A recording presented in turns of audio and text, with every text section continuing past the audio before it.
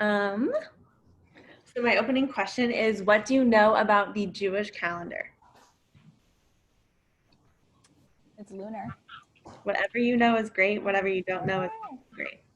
We've got a leap month sometimes. Oh yeah, I learned that recently. I just really like that idea. The second Adar, isn't it? Hi, Haber. Yeah. Hey We're there. I'm talking confused. about Did it ask the rest of you for a password? No. What the No. heck? weird, right? I like tried like 5 different things and it kept asking me for a password. Tragic. I sent the source sheet in the chat box if you need it, Haber. Okay, thank you. But we're talking about what we know about the lunar calendar. I mean, the Jewish calendar, which is the lunar. It's lunar. Spoiler alert. Yeah. About the Jewish calendar? Yeah. Oh God. I haven't even kept track of what year it is. Do you know what holidays happen in what months? Do you know any of the names of the months? Nissan. I know that because Like the Ultima. There's Av, there's Adar, there is, oh no, wait. Well, Shabbat, because Tu B'Shvat. I know the months where holidays have the names of them That makes sense. with numbers. Elul is the month right before all the high But we're holidays. being quizzed, Mom. Super spiritual, and it's a time when you think about forgiveness. Amazing. Well, I've recently learned more about this calendar, and it's fascinating.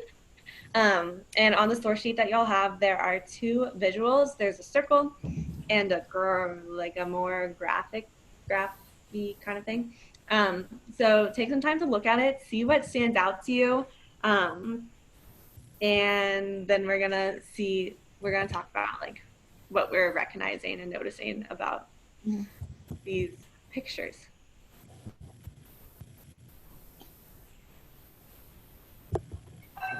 Oh, Kislev, I knew that one. God. All right. It's fine. Yeah. I like had to make a calendar once in Hebrew school, and we had to like write out all the months and stuff. That was so long. There was one point where I was like forced to memorize what holidays were in what month, but then I forgot it out of spite.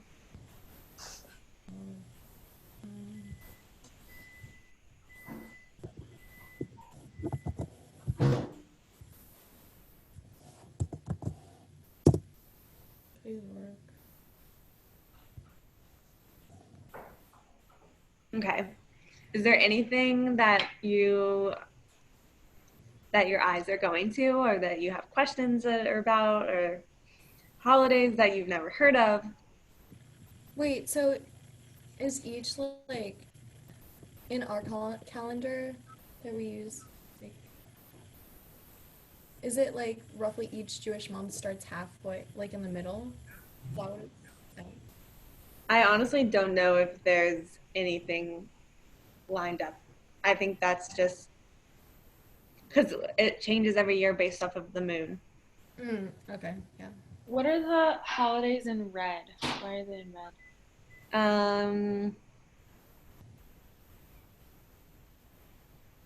You don't have to answer that. I thought maybe it was something missing. So what I learned about this at my Ezra retreat is there's a lot of different, using the circle graphic, there's a lot of like comparisons and linear similarities that you can make based off of like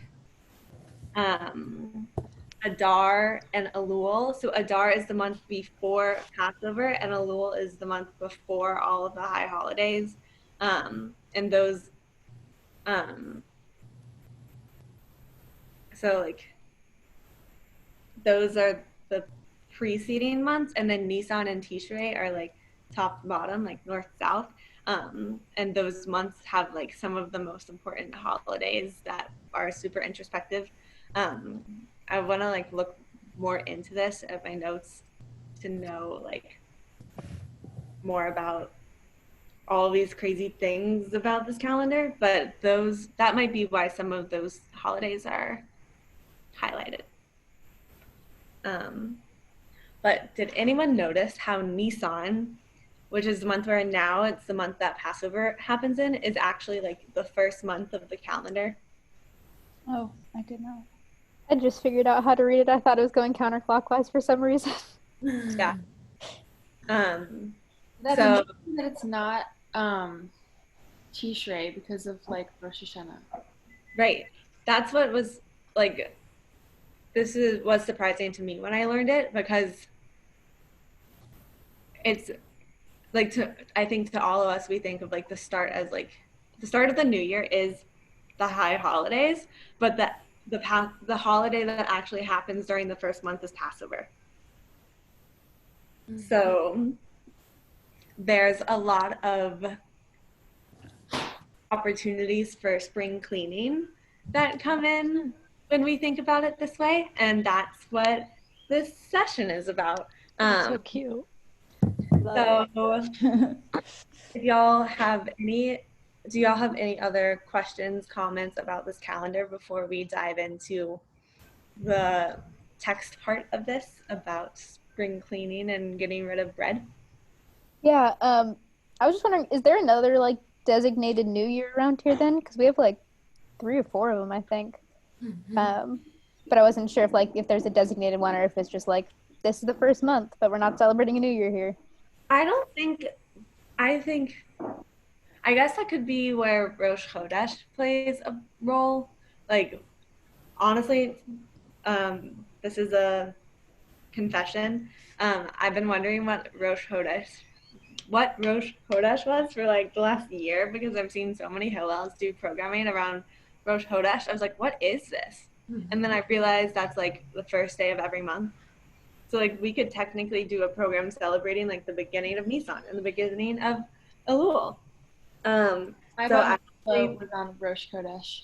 you guys, My bat mitzvah was on Rosh Chodesh.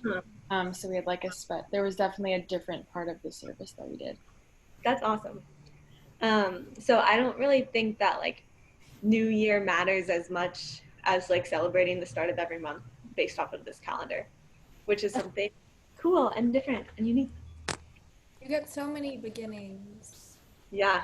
Yeah, that's so cute. I was talking to my mom about this. She was like, Judaism and like the holidays and the calendar are like way more spiritual than people realize. So making the point that Nisan is the first month and Passover happens at the beginning of something.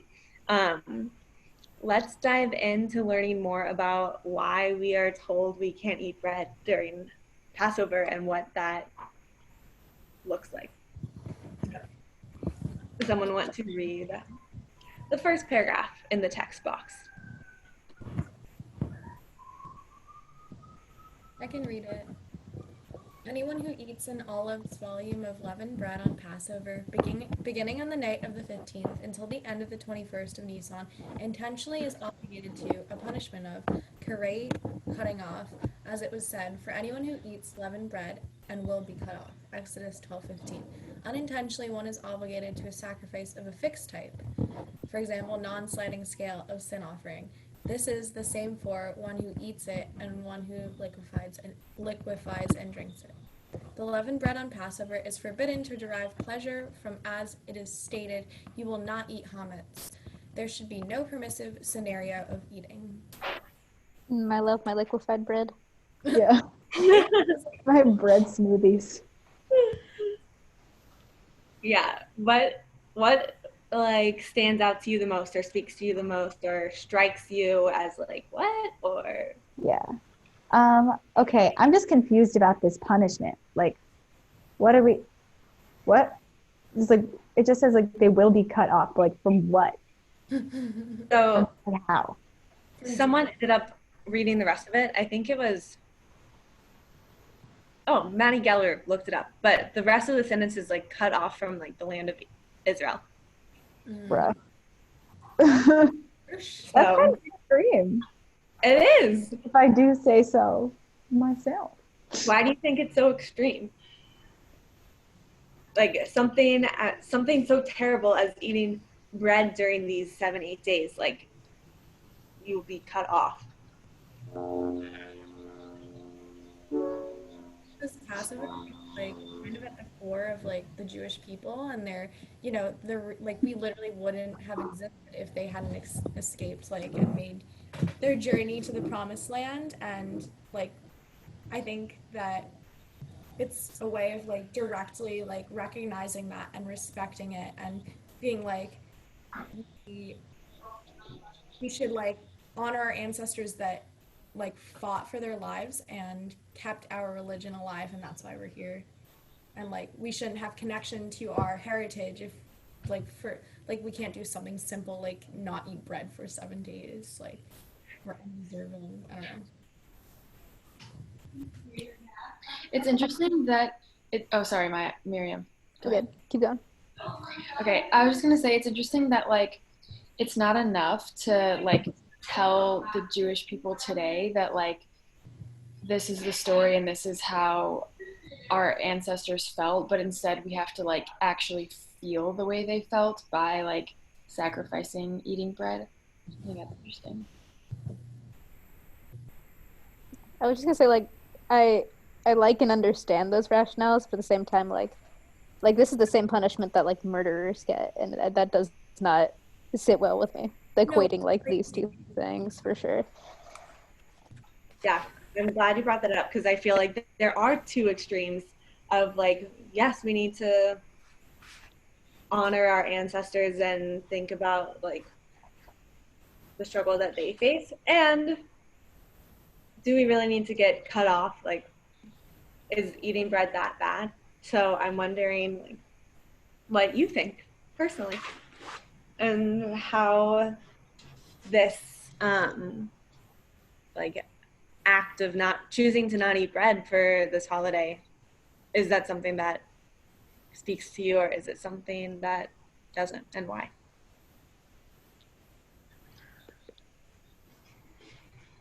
It works for me like as a daily reminder, like as much as I dislike not having anything with bread for 8 days, like it's nice to like be reminded like every time I sit down to like go make a meal, I'm like, oh right, like we're still in Passover, and like then I, think about the story a little bit more. I think it also I I don't mean to bring in coronavirus into this conversation, but this idea of like a global um like how we're all like there's this global grief that's happening right now with coronavirus. I think it brings like a sense of community knowing that like everyone's going through a hard transition and like everyone's lives are changing really dramatically. But similarly with Passover, like while it's hard to give up bread for an entire week, um, knowing that every most Jewish people around you are doing the same thing brings like this sense of community. I think that might be part of the reason why like the punishment here is so harsh too, is just like, like, I mean, Rachel, you touched Haber, you touched on like the community aspect a little bit. And I think also like it's kind of like, if you like, for example, on like Yom Kippur, right? If somebody like breaks the fast, like it makes it harder for you to keep yours. And so I think like part of it might be like a community accountability thing, that it's like, even if like, I don't know, if you've like eaten like bread or whatever, and like maybe that's not a huge deal for you, like you're making it harder for other people to like continue observing, but also like, which like not necessarily to say I agree with, just like part of the, I guess, rationale. But at the same time, it's like, even if you're watching, like you're sitting there during Passover staring at somebody like down a whole like pizza, right? Like it's still your responsibility to like have that willpower. So I think it's kind of like a weird balance. I don't know.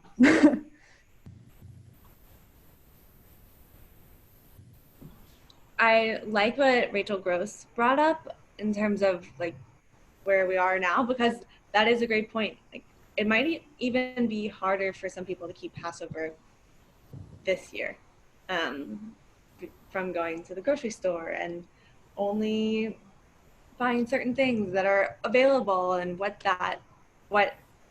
how people are going to find meaning this year in Passover. Um, but yeah. I think a lot of things. For me, I've never been someone, well, when I was younger, I had moments of keeping Passover, but my family was never a family where we like cleaned out all the bread. Um, and honestly, until like teaching this, I haven't really thought about the why behind doing it. And I'm trying to figure out if this is something I want to do this year. So, personally, I've never really like sat down and read this text. I personally am like kind of actually really excited, I guess, for the sort of Passover, like not for not having bread, but for like this. Yeah, I mean, just for like the whole idea of like of keeping Passover this year, just because it's like we've had currently like so much has been like taken from us that it's like without anything like any of our control. But like this is like a thing that's completely in my control. You know, like I'm like, okay, like, do I have bread right now? Like, no, but that's like my decision. And I think that can be something that's like really empowering when it's like there's not a lot of control we can exert at the moment. So, yeah. I love that. That's a great point. Are there any other thoughts on this text? Just at the end of it, I thought it was interesting that it says there should be no permissive scenario of eating, which was like really surprising to me, given like that, like for Yom Kippur, which we'd like generally consider like our holiest holiday, like there are a bunch of permissive scenarios. Like if you can't fast if it's not good for your health, like you shouldn't, you're not allowed to. And for this one, it says there should be no permissive scenarios. So I'd be interested to see like the other commentary on it and if like there's some wiggle room from there. Yeah, there's a lot. If you like basically type in this title, or if you just type in Chametz to Safaria, there's a bunch of stuff on it. So Okay. if you so inspired. All right. Any other thoughts on this part? Cool. So the next part of this is a essay written by Rabbi Danya Ruttenberg, and she's awesome. She is a rabbi who I've I've met in person and did a workshop on love, sex, and relationships, and she's the rabbi who wrote the book Passionate Torah. So, um, she's cool. But this essay kind of talks more about the actual removing of the chametz and what it means to clean, but clean externally, but then also talking about the spiritual part of what we can do internally to clean as well. So I'm thinking we can popcorn read and then just discuss it. Who wants to start? I can start. One of the mitzvot associated with Passover is the removing of chametz, leaven, from one's domain.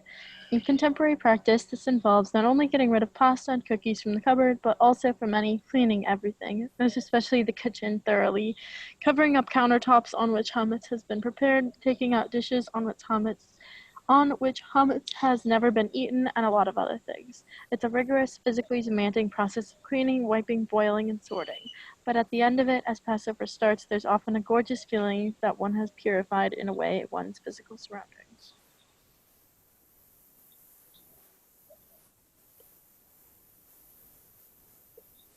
Popcorn to Miriam.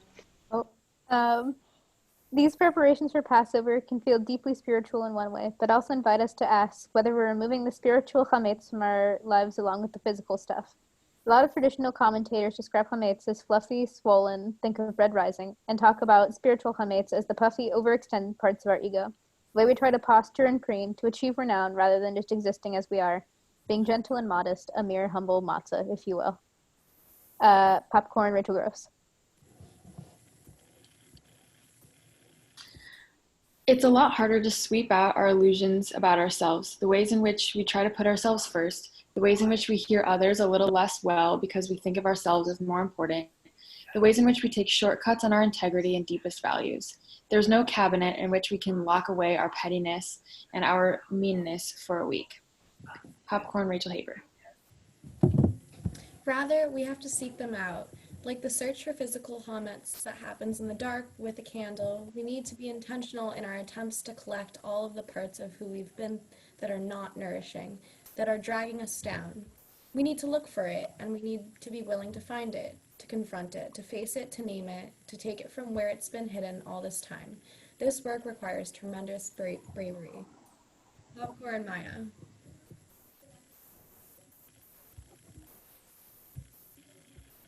Maya. It wasn't letting we find it, we must burn it to give it up completely, to let it go, to transform ourselves by putting the worst of who we are. Oh, wait, sorry. The worst of who we have been on the pyre. Should I just keep going? Yeah. We know on some level that, like the cookie crumbs under the sofa, that some of it might come creeping back after Pesach is over. But it is the act of seeking it, naming it, and releasing it, to committing year after year after year, to purifying the self and becoming the holiest version of who we are meant to be. It is the work of seeking out and releasing our internal leaven that is in itself an offering to God. All right. What do we think about this? What do we like? I like that. I like that so much. I also just realized when reading that is like Judaism's so cool because there's so many chances for new beginnings. Like this isn't like it's just like, oops, start over, like it's very growth oriented. I like I think it's also very related to what Maya was saying before. Like feeling control and doing things intentionally in this time where nothing feels like it's in our control. I also like how she mentions that like, well, the biggest part of this is like cleansing all of our like characteristics that are not good about ourselves. It's also enough to like name it and like acknowledge it, like how you identify that like something is bred and I need to get rid of it. It's like really beneficial to just think about like what are those qualities? Let's name them, and that's like a really good start. I love the paragraph that ends with "There's no cabinet in which we can lock away our pettiness and our meanness for a week," because I've never ever thought about Passover as an opportunity to like better myself. I think it's also interesting to talk about like cleaning and purifying like right now too. Like I don't know, like all my dad and his girlfriend do is clean and purify things like all day, every day. I'm like, oh, I don't want to, like so that I appreciate this and like the spiritual part of it, because I think it's like interesting. Like, what does it mean to purify when you're like, I don't know what I'm saying, but yeah. I think like sometimes there's like a ugh, I don't want to do this attached to cleaning, but then once you've done it, there's the like, oh, this feels so good and I love being in a clean space. And that feeling can be created in a lot of other ways, and it doesn't have to just be like wiping down your countertops after every meal you make.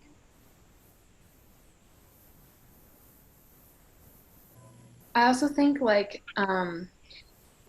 this makes me think of how we were all just very suddenly uprooted from our lives in college and we had to leave a lot of things behind. And so, like, right now, for example, like, I'm home with one suitcase of my clothes, but none of my things.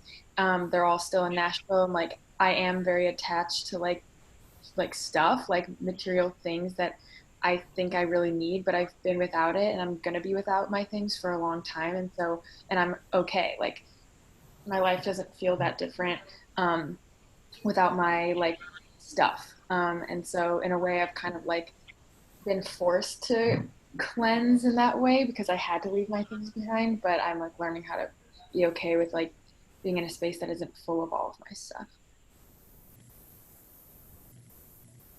And I feel like in a way, like that stuff can also be transferred to like the bread conversation that we were talking about earlier. Like sometimes it feels like, oh my God, I can't eat bread for 7 days. But at the end, when you take that step back and you're like, but this bread is symbolic of other stuff. And it's not the bread that I'm like missing or like It's not the bread that I'm not having right now.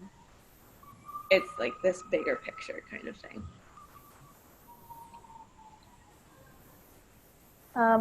I think for me one second, I have to let my dog inside, sorry.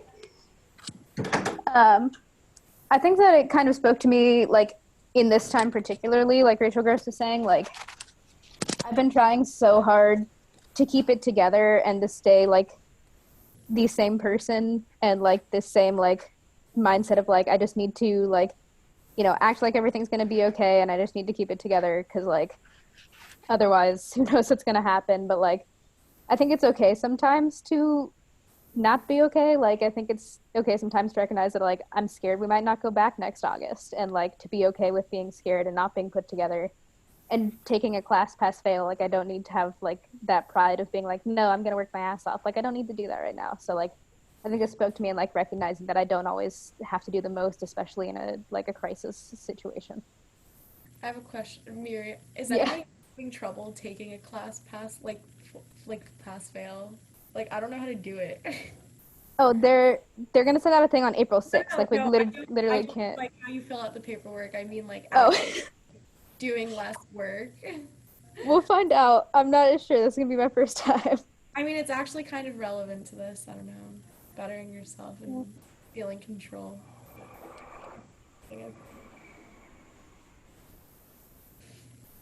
It's like difficult almost. I'm going back inside because my internet's being. Family. Yes. It's so like cold and rainy every day here. Based off of what Miriam is saying, thank you for diving a little bit deeper. Is there anything else coming up for people that you're like, wow, this could be a really great opportunity to clean? And if you aren't ready to share, we could segue into the next part of the session, which I think you're all gonna like. Does someone want to read the spring cleaning quote?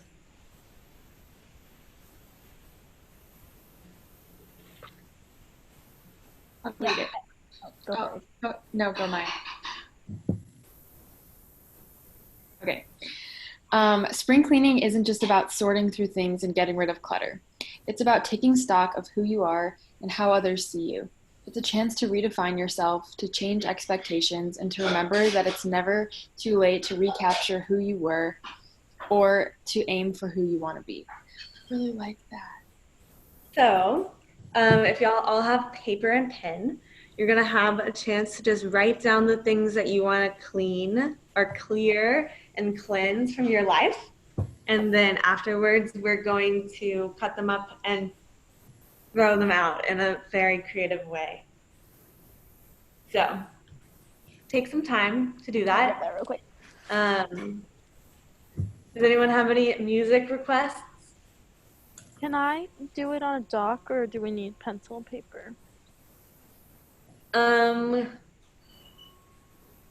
My plan is for you to put it in a cup of water and have the water wash away.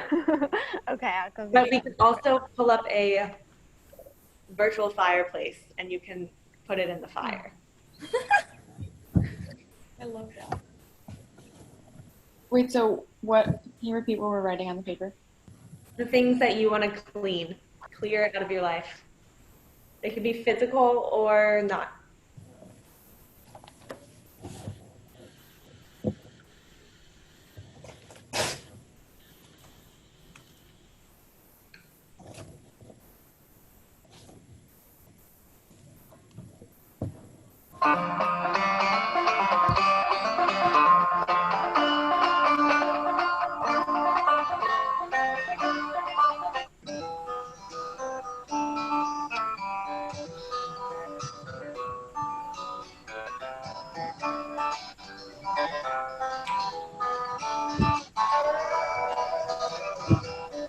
On the edge of these stormy banks I stand and cast a wistful eye. For I see a fair and happy land, and that's where my heart does lie. orchards and fields that never fail. Heavy olive and lemon trees grow. Where the rocks and the streams, the brooks and the vales, and the milk and the honey flow. I'm bound for the promised land, my friends. I'm bound for the promised land. Oh, welcome to me. I'm bound for the promised land.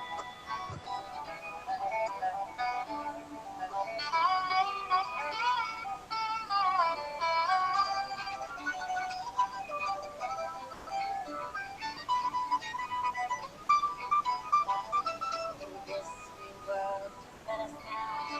Its gifts are not always free, but I dream of a sight, a sense and a sound to turn my thoughts to peace. I'm bound for the promised land, my friends. I'm bound for the promised land. Oh, we'll come and go and be. I'm bound for the promised land.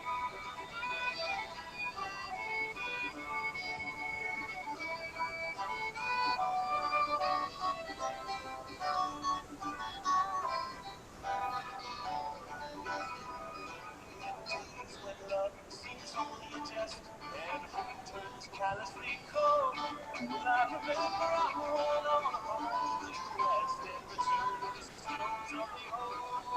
I'm bound for the promised land, my friends. I'm bound for the promised land. Oh, they'll come and go with me. I'm bound for the promised land. I'm bound for the promised land, my friends. I'm bound for the promised land. Oh, you'll come and go with me. I'm bound for the promised land. I'm bound for the promised land.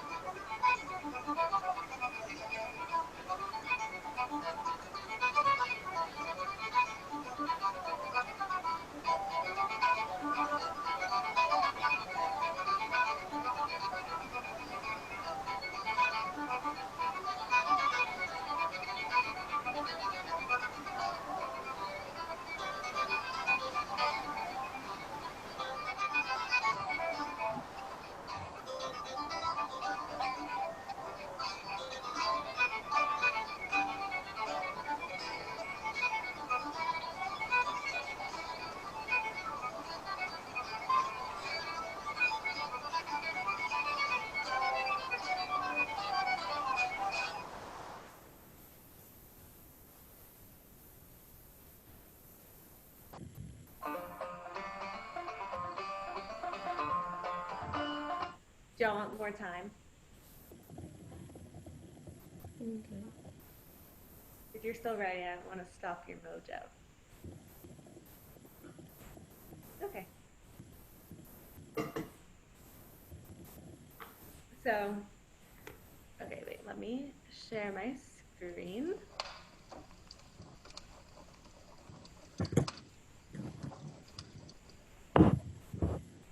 Whatever speaks to you more, you can rip up your paper and throw it in the fire, or you can put it in your cup of water, or both. You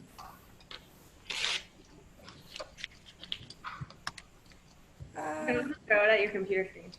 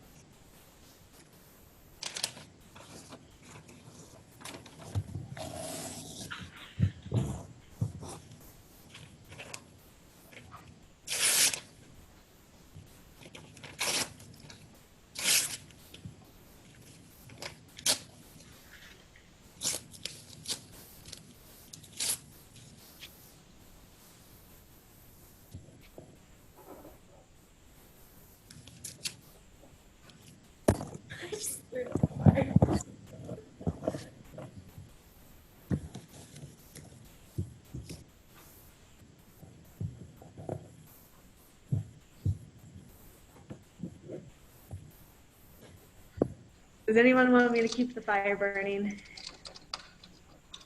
We're good? Okay. So relaxing. Amazing. How was your cleaning?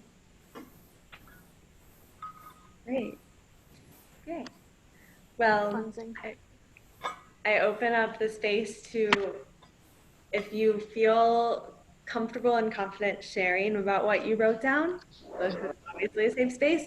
And I think there's also a beautiful thing about just like throwing it away and like throwing it away and not bringing it back up for discussion. But whatever you guys want the space for, it is yours.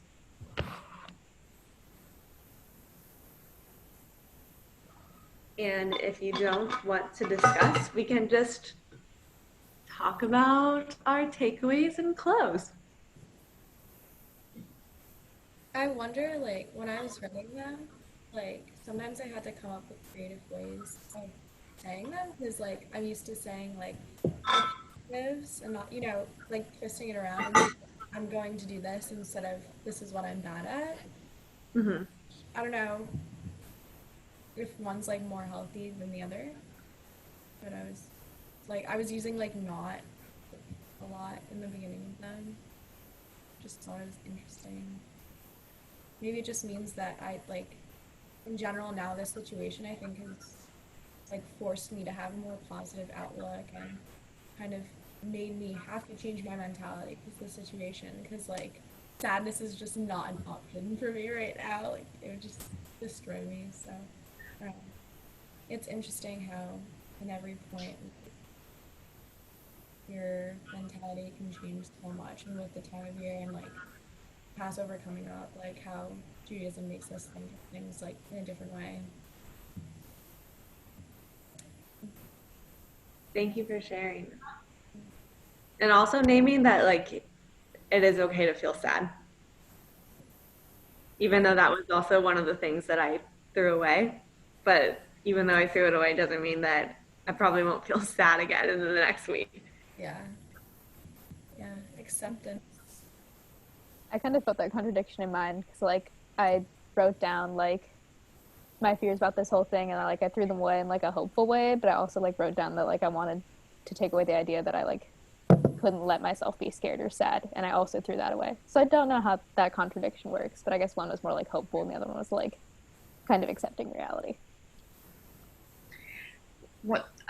Something that I was about to write down, that I, like, have been trying to keep up with as far as, like, avoiding senioritis this whole year is just, like, laziness. But then I was like, no, I don't need to throw away laziness. And then I wrote down productivity, and then I threw it away.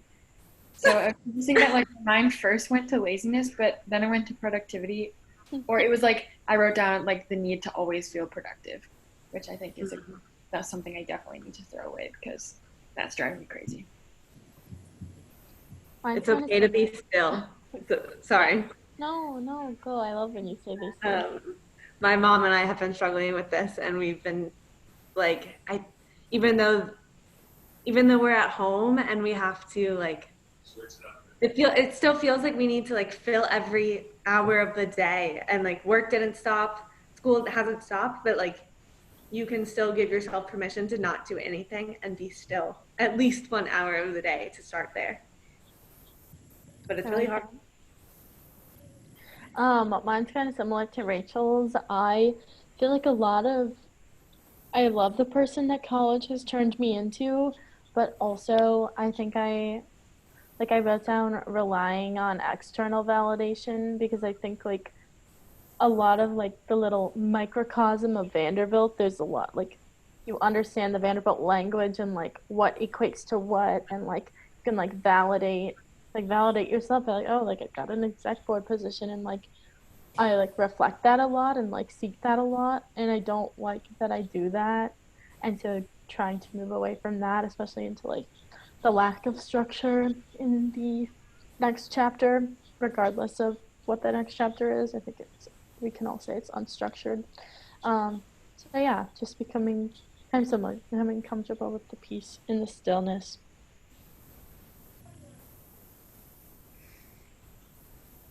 I've been feeling a lot of fear about various things, and I realized this is like been constant since like you guys have left, and it started with like the fear of not having hand weights when my apartment gym closed, and now it's the fear of like I gotta get through this 8 hour drive. And not once has it, or then there was like one day of feeling like, what if I get sick? But it's crazy to like, for me to like sit back and reflect the levels of fear I've been experiencing from like not having freaking weights, which like is the dumbest thing ever, to something that's so extreme as like, what if I get sick and people are dying? So I hope that I've cleared fear now 3 times, and I have to do it 2 more. And I really hope that it continues to work. I think that kind of expresses itself in different ways too. Like last night, like I'm way past like the small things point, but I keep kind of going back to them too. Like last night, the Dodgers posted a video of their highlights from 2019, and I watched it. Legit started crying, not because I miss baseball. I'm not like that dramatic, but like because it represented a lot of other stuff. Like I just wish life would go back to life. So I think like a lot of the small things we're missing are kind of like microcosms of like the bigger things that like we just wish the whole picture was different. Right. I've been reflecting, I think, so much of my feelings on like the stupidest things. Like I've been so anxious about like calls that I've scheduled with friends, and I build it up to be this whole thing, and then I'm like so stressed about it, and it's stupid, and I wake up like anxious about it. So I'd like to add that to my things to release. Like replicating, like replicating the anxiety. I'm not even that anxious at school. The stress levels and the pressure that I feel at school. But I think that also goes with like your own defense mechanism of like trying to make things feel normal. Like we're used to going from one thing to the next all day, every single day. So if we can maintain that a little bit, it does feel a little bit more normal. So I think it's valid what you're trying to do. Thanks. You're welcome.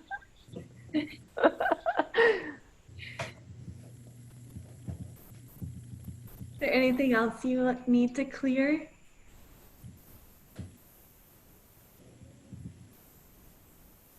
This isn't really one thing I need to clear, but I'm sitting next to my 4 houseplants that I brought back with me to school, and they've been growing so much more than they ever did at school. So I can show you, but it's just proof that things still grow. Oh, I love I'm gonna cry. My mint is like 3 feet tall. Yeah. One of the best lessons I've ever learned from my mom. She shared with my best friend Alana and I when we were seniors in college in a grocery store. But she says, what you focus on grows. So if you choose to focus on the positive, you can be like filled like the beautiful plant. And if you choose to focus on the things that are scary, or the things that stress you out, or the things that you can't do, like you're just asking for trouble. So what you focus on grows. And I hope that you all find something beautiful to focus on this Passover season. Wait, I have one more quote that I think is relevant to this conversation. It's from A Man's Search for Meaning, which is my favorite book, and it was written by Viktor Frankl, it's a Holocaust book. And the quote says, "An abnormal reaction to an abnormal situation is normal behavior." So I love that. Normal, but being sad. Well, I'm so thankful that this has been a space for all of us to kind of come to, and thank you for creating it. And it just makes me think about how far you guys have come as a group in the last year, and I'm beyond grateful for that. So I hope that this puts you in good spirits as Passover continues to come up, and in a week we can do another learning on Passover itself. But do y'all want to close with either like a takeaway or one word? And then I have a few logistical pieces. Does that sound good? I'm like uplifted, I think. Like starting from last night and this morning, I was just really like the big sad came, and I was just like not feeling great. I had literally like hadn't cried about this whole situation until like last night. So but this makes me feel a lot better. I'd say relaxed. I've just been having a very high stress morning for absolutely no reason. Where like nothing was happening. I was just stressed. And so I just feel like a little bit more like zened out right now, and like that I can push through the rest of the day so I can chill tomorrow a little more.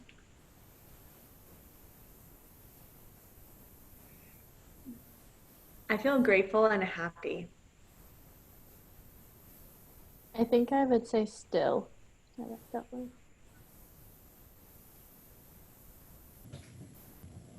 I feel fulfilled.